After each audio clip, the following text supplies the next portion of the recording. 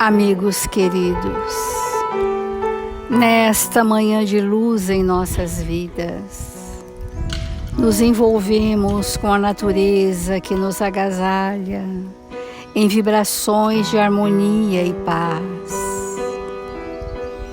Deixemo-nos envolver pela suave melodia da música, pela brisa leve que o vento traz, pelos clarões de luz no alvorecer de um novo dia, para que nossos sentimentos mais purificados se ergam em direção a Jesus, nosso bom e amado Mestre, para juntos, Senhor, caminharmos resolutos pelos caminhos iluminativos a nós concedidos. Quanto somos agradecidos, Senhor, pelas oportunidades do caminho, pelos estímulos à renovação constante, pelo amparo generoso à nossa dor, pelo trabalho que nos reergue. Ampara-nos nesta hora, Senhor, em que, mergulhados nas doces vibrações do Seu amor, estamos resolutos a seguirmos os vossos passos. Fortalece-nos o ânimo incerto e infunde em nossos corações as vibrações da paz e da esperança. Assim, Mestre amado, com alegria e paz em nossos corações, iniciamos as reflexões do Evangelho desta manhã. Obrigada, Senhor Jesus. Obrigada, amigos, e que assim seja, Mestre.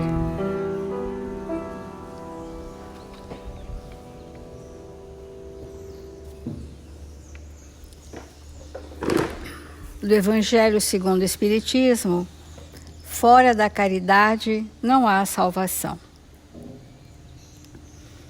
Jesus não fez, pois, da caridade somente uma das condições de salvação, mas a única condição.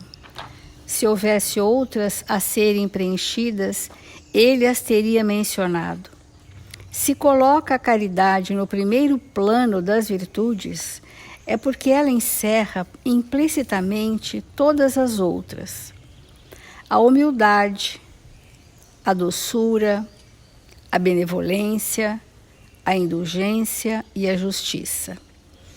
Então, a caridade, como sendo a expressão do amor de Deus pela humanidade, e tendo Jesus como nosso modelo e guia, que expressou para nós a manifestação de Deus na terra, expressou para nós as leis divinas como evangelho vivo em nossas vidas, mostrou que a caridade é uma abrangência de sentimentos nobres, nos quais um deles, além da benevolência que temos refletido, é necessário que tenhamos desenvolvido a indulgência.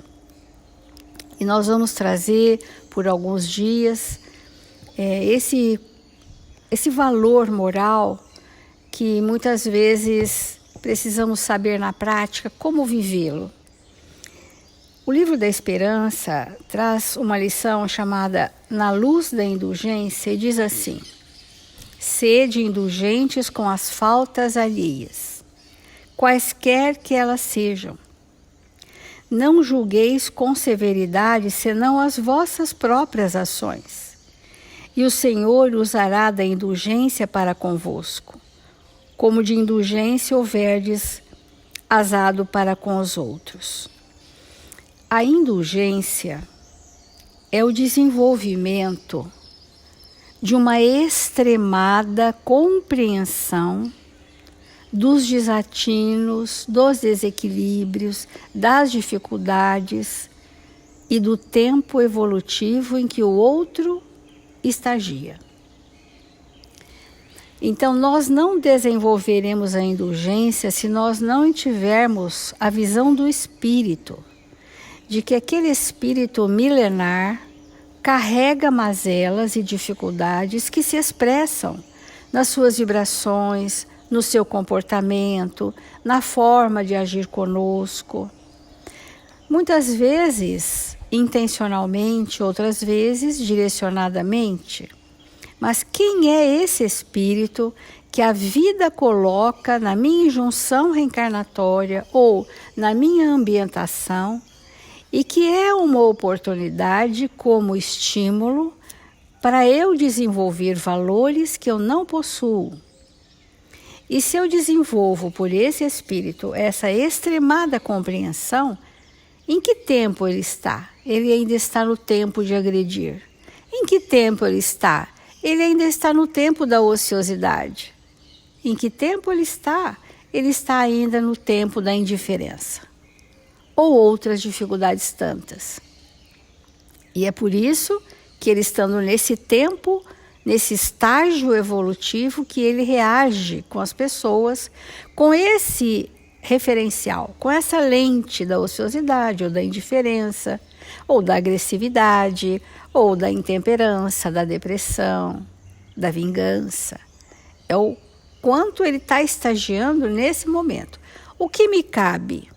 Me cabe ser indulgente, ou seja, extremadamente compreensivo, sem ser conivente, sem ser concessivo e sem deixar para lá. Porque às vezes ele é um filho, às vezes ele é um irmão, às vezes ele é uma esposa, um marido, às vezes ele é alguém muito próximo de nós.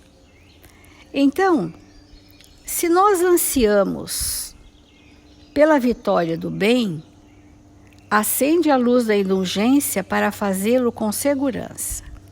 Sem essa luz, que foi ontem o que a Ana falou, sem acendermos a luz da verdade, sem a chama da fé que vai gerar a caridade, e uma das modalidades da caridade é a indulgência, todos nós, espíritos imperfeitos, ainda arraigados à evolução da Terra, reclamamos concurso e compaixão uns dos outros, mas nem sempre sabemos por nós mesmos quando surgimos necessitados de semelhantes recursos. Nós nem sabemos quando nós estamos necessitados da indulgência de alguém para conosco. Porque se eu estou no tempo evolutivo da indiferença e alguém é indulgente para comigo, eu talvez nem perceba. Eu nem registre. Mas, em muitas circunstâncias, estamos cegos da reflexão, surdos do entendimento e paralíticos da sensibilidade, e anestesiados na memória, sem perceber. Olha como Emmanuel categoriza o estado nosso precário. Cegos da reflexão, surdos do entendimento, paralíticos da sensibilidade e anestesiados na memória, sem perceber. E saímos pelo mundo a fazer coisas inconsequentes. O irmão da luta de ontem, que são esses que chegam para nós na injunção e na ambientação reencarnatória, mostra-se hoje em plena abastança material, delirando na ambição desenfreada. Certo? Aspiras vê-lo recambiado ao próprio equilíbrio, a fim de que o dinheiro lhe sirva de instrumento à felicidade. No entanto, para isso, não comeces por censurar-lhes o procedimento, que é o que nós temos a tendência. Nós desejamos verdadeiramente, é sincero, de ver o outro ser reconduzido ao caminho. Se ele está no caminho de muito desenfreamento, de muita ambição financeira, de muita confusão material, nós desejamos sinceramente, mas sem recurso. O primeiro caminho é censurar o procedimento. E quando você censura o procedimento do outro, ou acusa, ou aponta, ele recolhe.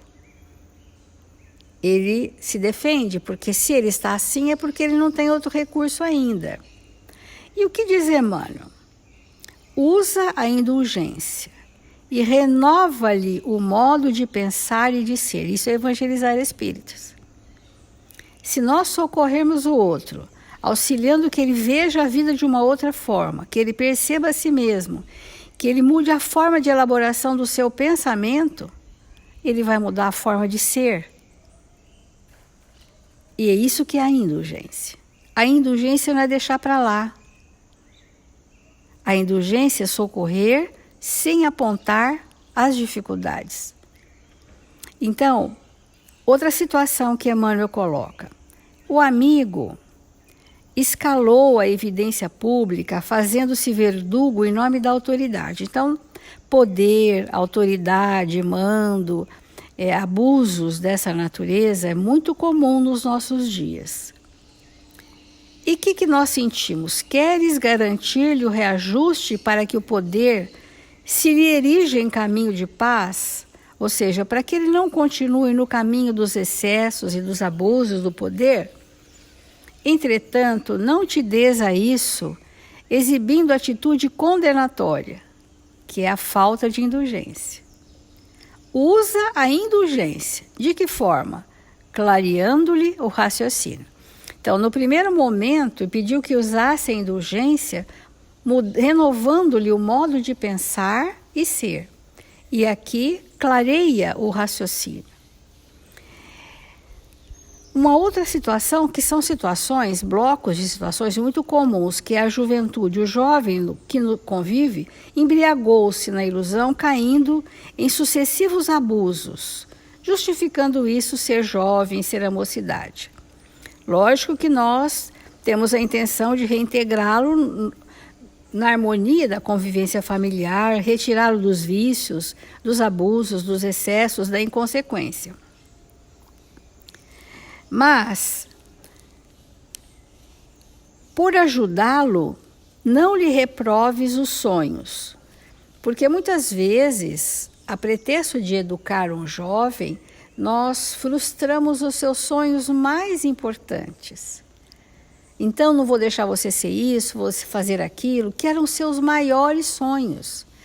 Então, essa forma punitiva de tolher os sonhos do jovem não o educa, mas oferece-lhe, usa da indulgência e ampara a meninice, diz Emmanuel, ombreia com ele, dialogue, jorre seu afeto, diz para ele que ele vai vencer, que ele vai sim conseguir os seus sonhos e que você está ao lado dele para sustentar que os seus ideais de vida se façam, porque é isso que se combinou antes da reencarnação, que você acredita que todos esses anos de convivência até a juventude dele, as marcas dos modelos familiares estão naquele coraçãozinho, e que dia virá em que isso ele vai resgatar e vai se utilizar disso. Então, oferece-lhe amparo. E por último, o companheiro em provas amargas escorregou no desânimo, tombou no desespero, se encontra em depressão. Claro que nós gostaríamos que ele tivesse em outro estado. Não te entregues às críticas que lhe agravariam irritação, apontando as dificuldades. Usa a indulgência e oferece-lhe ombro, mãos, apoio, sustentação e caminhar ao seu lado. Então nós vamos progredindo devagar com esse tema, que é de alta importância para a gente aprender a nos relacionarmos com as pessoas sendo mais indulgentes.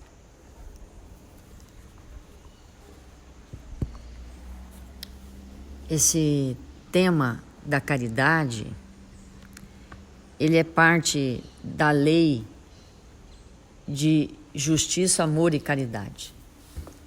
Então, quando nós falamos dos valores de vida eterna, os valores eles não estão desassociados uns dos outros.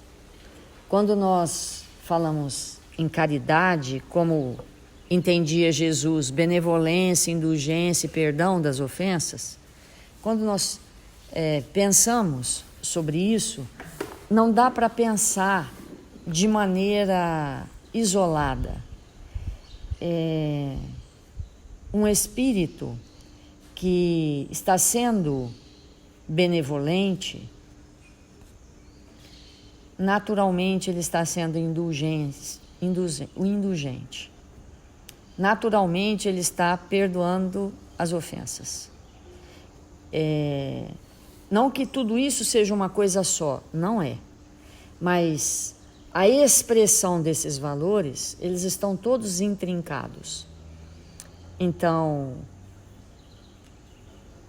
para que nós possamos ser indulgentes uns para com os outros, é necessário que nós estejamos em nós.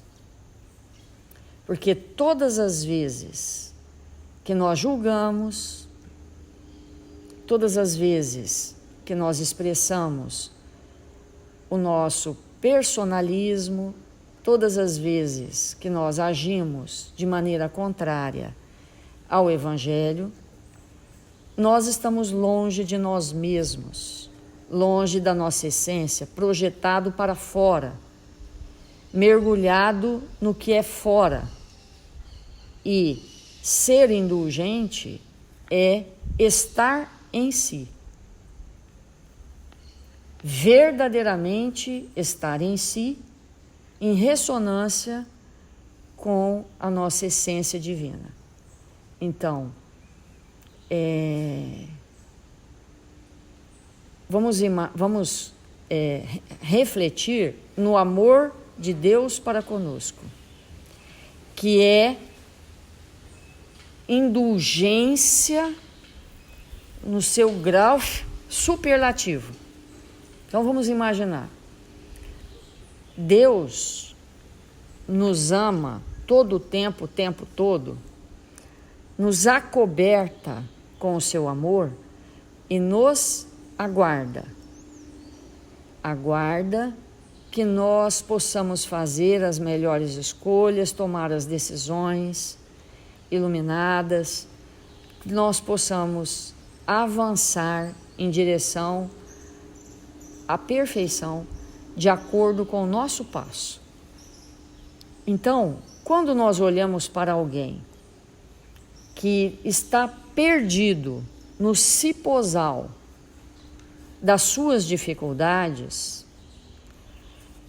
é necessário que nós tenhamos vínculo com Deus nosso Pai, para que o amor de Deus se manifeste através de nós, pela nossa indulgência, para que aquele espírito tenha de verdade alguma chance de sair da treva em que ele se encontra ao receber da nossa luminosidade. Então, parece estranho, parece esquisito nós pensarmos que Deus perdoa, né? Se Deus não se ofende, como que é o perdão de Deus? Quantas vezes a gente fala, meu Deus, me perdoe, né? Como que é essa indulgência divina? Por que a gente fala isso, mesmo sabendo que o que nós fizemos de inadequado não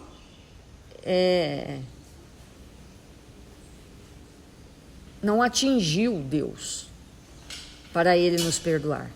Mas por que nós pronunciamos isso? Então, Emmanuel tem um texto chamado Problema do Perdão, que ele diz assim: o perdão do Senhor é sempre transformação do mal no bem, com a renovação de nossas oportunidades de luta e resgate no grande caminho da vida. Então, assim, o que é ser indulgente? Nós, humanos, o que é ser indulgente com o outro? É criar uma atmosfera para o outro em que ele vai ter a oportunidade de transformar o mal em bem. Quando nós somos indulgentes com alguém, aquela indulgência não transforma de maneira nenhuma a perversidade do outro, a ignorância do outro, a maldade. Não transforma, porque só nós, em nossa intimidade, com o exercício do bem e da verdade, que transformamos isso em nós. Só que, para que eu possa fazer essa transformação, para que eu possa lançar mão dos elementos que são necessários para eu fazer a mudança, eu preciso estar num ambiente favorável a isso. E esse ambiente favorável à minha transformação, invariavelmente, vem do outro. Vem do outro. Então, a planta que está ali, absorvendo os raios do sol, a umidade do solo, os nutrientes das rochas que foram picadas e moídas e dissolvidas e disponibilizadas para que aquela planta faça o que ela veio fazer, aquilo tudo chama ambiente. Sem o ambiente, nós não nos fazemos. E para que nós possamos nos fazer em espírito, é necessário que nós estejamos ambientados na atmosfera daqueles que nos vão oferecer os elementos para que possamos transmutá-los no bem maior. Então, quando eu sou indulgente com alguém, o que nós estamos fazendo? Fazendo isto, oferecendo os elementos que estão sendo absorvidos, mesmo que nós não percebemos.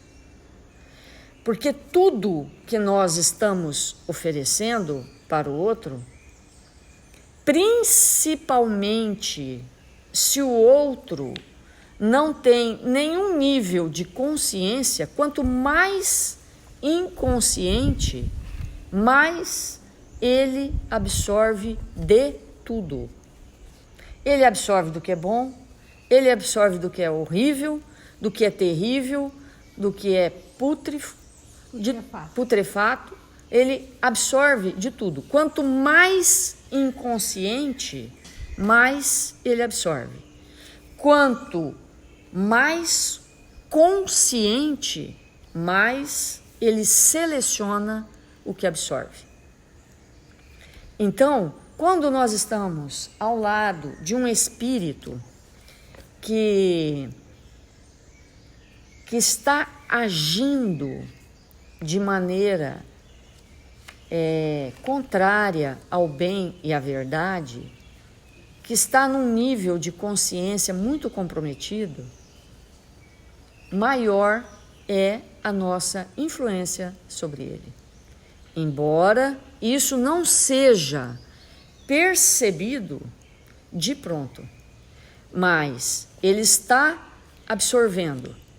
Agora, quando ele vai utilizar aqueles elementos que ele absorveu, aí vai depender da vontade dele. E pode ser daqui a um século, pode ser daqui 5.000 anos. Mas se daqui 5.000 anos ele resolver, aonde ele vai buscar os elementos para a transformação dele? Dentro dele, daquilo que ele absorveu de nós um dia. Porque é assim que funciona. Quantos de nós, no nosso lar, ouvimos o nosso pai, a nossa mãe nos aconselhar sobre uma determinada coisa, uma determinada situação, ou mesmo um amigo, e que naquele momento, naquele dia, naquele século, nós julgamos ser uma bobagem. Os anos passam, nós amadurecemos, e aí a gente vai lá buscar aquele conselho, analisá-lo outra vez e dar o crédito que ele tem e que no momento anterior nós não tínhamos condição de valorar, de dar o devido valor. Então, esse estado de alma que nós temos que decidir viver, de sermos de manhã, de tarde, de noite, todo o tempo todo, indulgentes, é que vai garantir a verdadeira felicidade daqueles que nós temos em alta conta. Porque Jesus foi tão claro em nos mostrar que da nossa parte,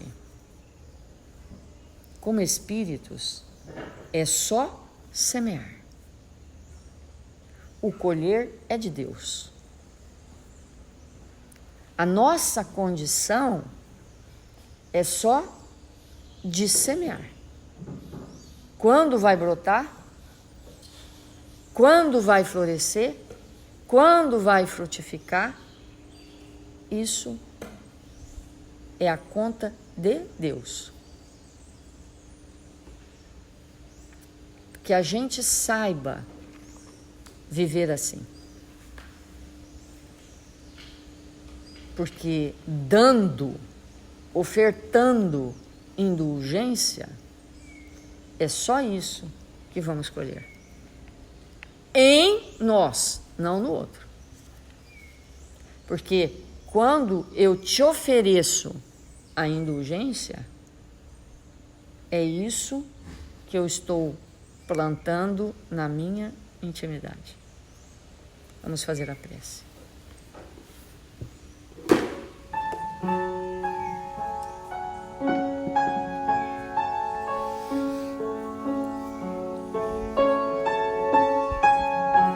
Senhor Jesus,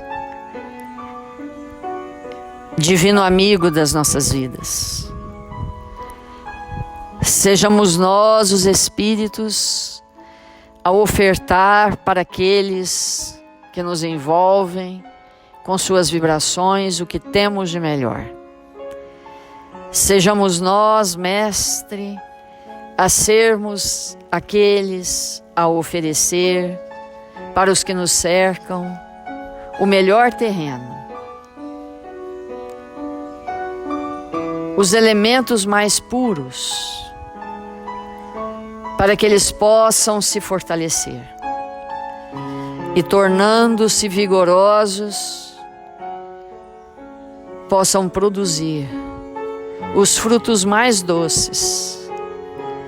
Sejamos nós os espíritos a permanecermos desveladamente, envolvendo aqueles que o Senhor nos ofertou, para que pudéssemos nos tornar melhores, para que pudéssemos nos fazer espíritos redimidos,